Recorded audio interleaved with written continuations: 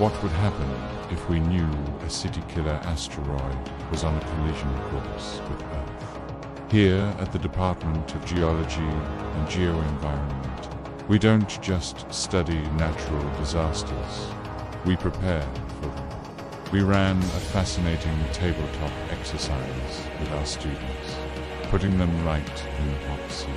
We created a detailed asteroid impact scenario and assigned them roles: the UN, NATO, the EU, the government, media, and even social stakeholders. Their mission: to navigate the crisis from the first confusing reports to the final devastating aftermath. They had to define their core values, assess the ever-changing situation, and propose solutions at each critical stage.